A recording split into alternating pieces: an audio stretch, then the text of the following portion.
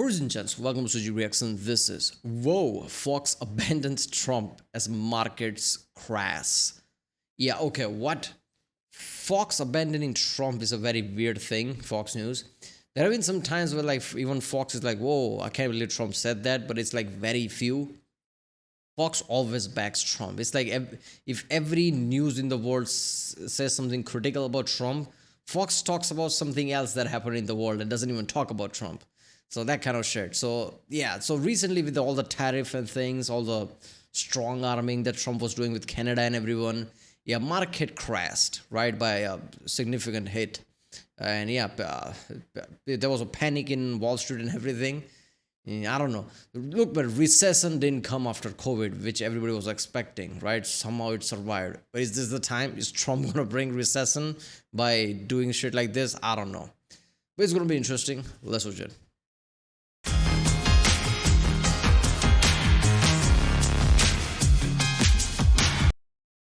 Remember, if you like my reaction, don't forget to like and subscribe so I know which type of videos to react to more. I like to watch geopolitics, I guess, when it happens, if it's like a big enough event that affects a lot of things like this. So yeah, but I also react many different type of videos. So if you haven't seen other videos I reacted to, check out the link in the description. And yeah, let's watch it. Already bad enough, the way that even Fox News seems to be wholly disinterested in running cover for Trump here really is the nail in the coffin. And if you have different people in the administration giving different messages, I mean, the Commerce Secretary and the President are having different messages on the same day. That's not giving the market any sort of ease or certainty for investors.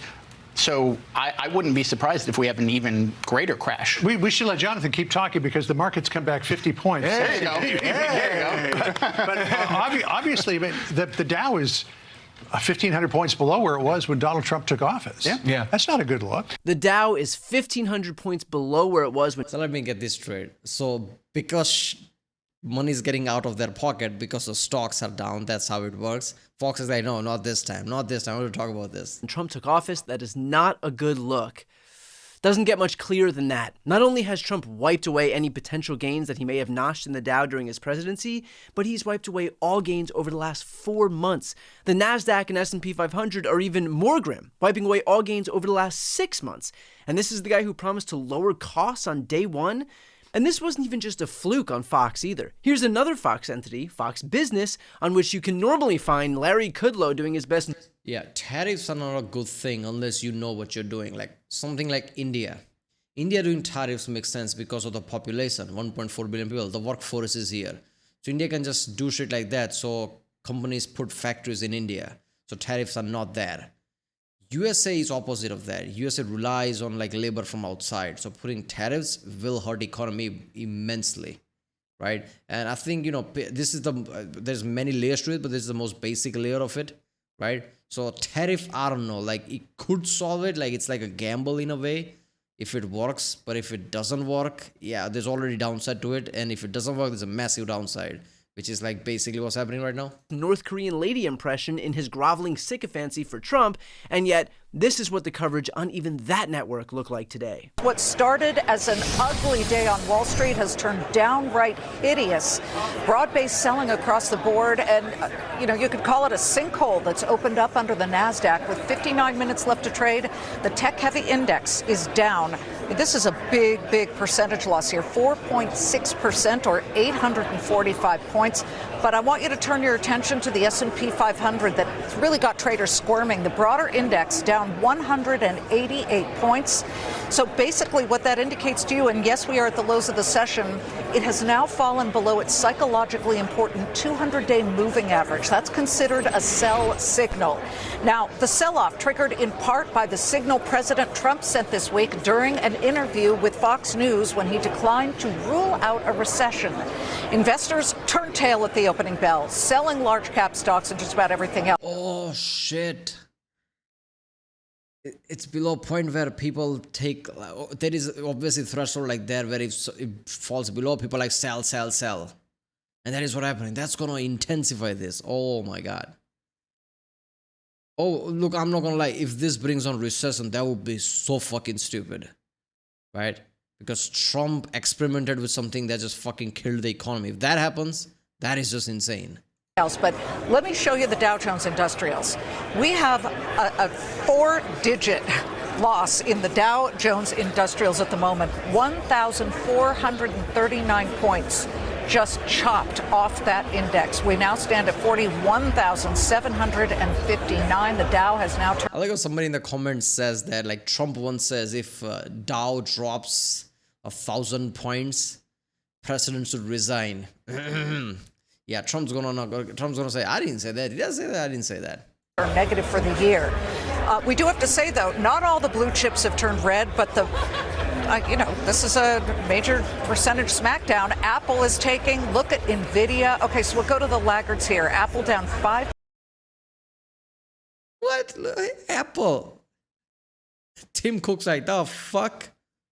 -6 nearly. Amazon -3. Where is Nvidia? 0.7%. My Nvidia -6. Damn. And then you can see Nvidia, it is the biggest laggard here, down nearly 6%. But don't ignore the fact that Goldman Sachs is getting absolutely crushed here, down 5.9%. All of the big financials, American Express down 5.5%. JP Morgan down also more than 5%.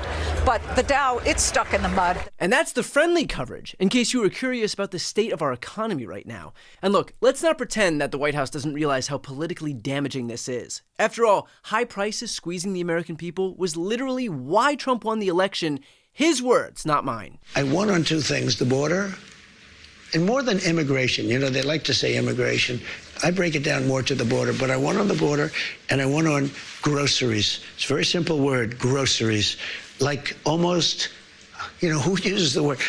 I started using the word, the groceries. When you buy apples, when you buy bacon, when you buy eggs, they would double and triple the price over a short period of time. And I won an election based on that. We're going to bring those prices way down. And so, let's be clear, Holy shit. Look, man, I know people are going to be pissed off as soon as I say this, but the problem is that America is the biggest powerful country in the world, biggest economy. Economy is complex. You need to worry about 1 million elements. You must have 1,000 people, really smart people, who's basically best at that, who knows how that works. Trump is the kind of guy who came in like, okay, that federal agency is not important, like tell Elon to cross it down. Put Vince's wife as a leader of like this education system. These are important places. Now, this is just few. I'm sure he's doing that with every single agency. These are important agency that requires like multi-decade experienced people who knows what they're doing, right? You can't just do shit like that. Especially when Trump is the businessman guy who makes a deal or two. That's how he was doing. This requires 1,000 deals and thinking about that. So Trump's like, okay, I'm going to put tariff, I'm going to put pressure. He didn't realize the domino effect of that, right? So things are much complex, which I don't know if Trump realized that or not. So I'm going to bring back the grocery prices. Are you? Are you going to like crash the most complex economy in the world at a level that nobody will be able to recover it? I'm not saying he's going to do that. I'm not saying like this is like, maybe he's just genius. Maybe he's thought about something. Maybe in a few months we'll see the difference. But who knows, right? That's the fucked up part. They are acutely aware of just how potent this issue is as the market craters and costs surge, which is why Trump's closest allies are trying desperately to explain away having any responsibility here. Near term, we've got a Biden economy that, still most of Biden policies are in place. If you look at the Atlanta... You can't just say Biden economy after taking office. I don't care if you just took office a month ago. This is a recent crash, right? It didn't crash during the Biden time, man. Fed GDP now number, it's showing negative first quarter, which is kind of, if you like, a metric of the inheritance of President Biden. A lot of that is also from a big increase in the trade deficit, which, as you know and you've been covering, Joe, is happening in part because people are anxious about future tariffs, and so they're stockpiling. And so that's a very, very temporary phenomenon. See? The market crashing was simply residual impacts left by evil communist Marxist Joe Biden, which of course might make just a little more sense if Biden didn't leave office with a record high stock market. Little difficult to make the case that we're still struggling with Biden's market when Biden's market was at a record high. And by the way, Trump already precluded himself from being able to make this claim. See, again, I'm sure people are going to get pissed off about this. If your look of Biden is like, oh, he was a sleepy Joe, He didn't know what he was doing. Half the time, he didn't realize where he was. All of that is true, maybe. Why the fuck not? All of that is true. The point here is Biden has been a political guy for decades. He has been vice president in the past. He knew what the fuck he was doing, and he put people in charge of the agencies that knew how to get shit done. He didn't need to do it himself. He just need to make decision who's gonna run what, right? So he knew all that shit. And even after the COVID, when the economy should have crashed, it didn't. And Biden was president. Whether you like it or not, that's the fact. Maybe things are more complex than that, sure. But like economy should have crashed in 2022 or some shit like that. Especially after the war that started in Russia, Ukraine. That should have had impact as well. Right? Gas pipelines were closed, Europe got screwed. All of that has effect everywhere. Even then recession didn't come. Right? And that was under Biden. Trump came now a month after this shit happens, 1,000-point drop. Come on, man. If the guy says it's true, maybe this is temporary, maybe there's a big plan, maybe after a year things will look up, who knows? But right now this is the case. As early as January 2024, over a year ago, he took to social, writing, "This is the Trump stock market because my polls against Biden are so good that investors are projecting that I will win, and that will drive the market up." In other words, the market was apparently sky high just in anticipation of Trump becoming president. But then Trump actually becomes president and the market crashes? Trump wants to take all the credit for the market under Biden, but wants to pass the blame to Biden when the market is under Trump? Anyone want to try and explain that to me?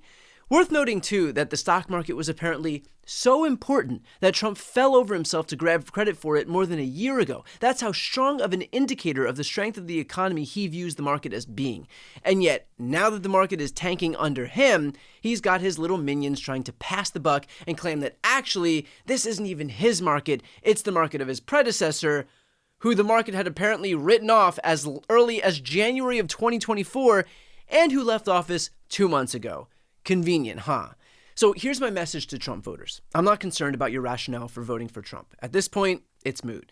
Unless you are a fully bought-in member of the Trump cult, presumably your political preferences are based on what's best for you as opposed to what's best for a politician. Again, if you're not in a cult, your priority is not Donald Trump, it is you and your family. Makes sense. So ask yourself... Yeah, none of that is true. US is so rich and people are just doing fine enough. The disparity of somebody who's not doing well is a small spectrum compared to the how much money as a safety net everybody has compared to everyone in the world. US is not struggling in money wise. Every single person per person, right? US is the richest economy in the world, 40 trillion. People are doing fine. They're doing much fine that they were doing 50 years ago and even before that, right? Poverty is going insanely low and people are gaining, just overall price just better than people did 50 years ago. That's the fact. So the problem with that is most people have this just thing like, oh yeah, this is the guy for me. What is the rationale behind that? Do you know anything about statistics, economy? I don't care about that. I know just because my friend told me, I went to the bar and there you go. This is my guy. He's not going to care because in the end of the day, he's going to have food on his plate. In the end of the day, light's gonna be on if he has a job. That's how basic thing is gotten in America. I know somebody like, oh, you don't know, you don't live here, you don't know how costly it is. Yeah, first world problems. People are much worse than that. So that's the problem. People are gonna believe what they're gonna believe. Doesn't matter how things go up and down. In the end of the day, nobody's gonna care because America's that rich. I'm sorry, but that's the truth. You might not like it, but that's the truth.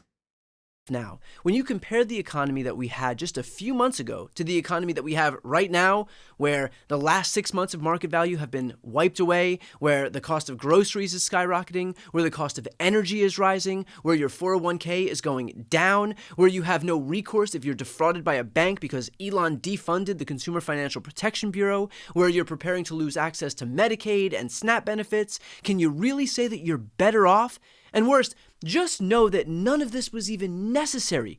All of the cuts that you're seeing right now are owed to two things. One, Trump decided to launch a trade war with every trading partner we have, causing prices on all imported goods to rise and leading to the uncertainty in the market, which causes stocks to plummet. That very clearly didn't need to happen, and Trump only did it to seem like a tough guy in front of our allies. And two, Elon decided that he needed to eliminate a bunch of agencies to free up funds that would go toward offsetting a tax cut for billionaires like him.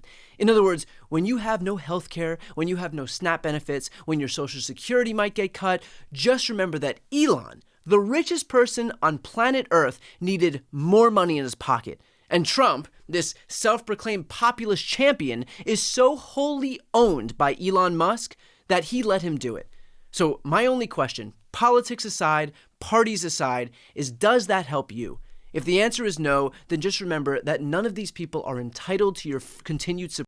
Look, man, the reality is this. I don't care what your view is. If on the spreadsheet it says that your new president let the one of the, if not the richest guy on the planet, make certain decision, even though he's not elected person, that in itself is a major red flag.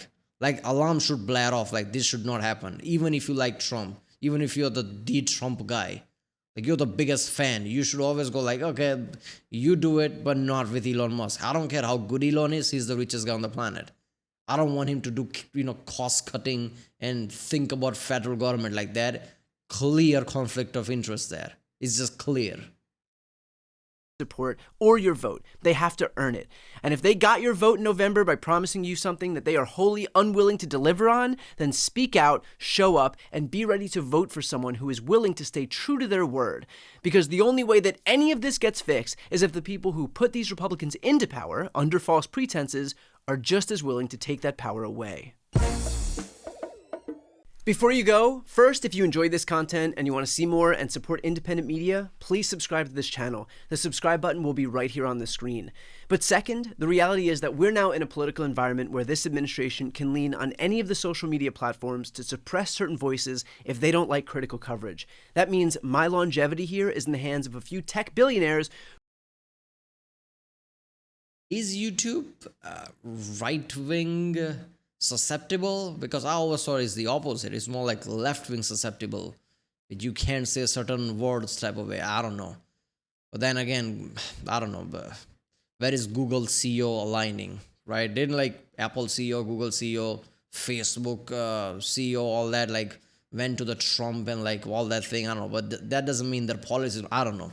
I don't know where Google's gonna align. But yeah, I don't know about the suppression in that way. I don't know. There's already suppression, but not in that way. Alright, well, that was Fox abandons Trump as market crash. What? This is my channel, Brian Tyler Cohen. 4 million subscribers, so it's a big channel. If you like my content, don't forget to subscribe, and I'll see you next time.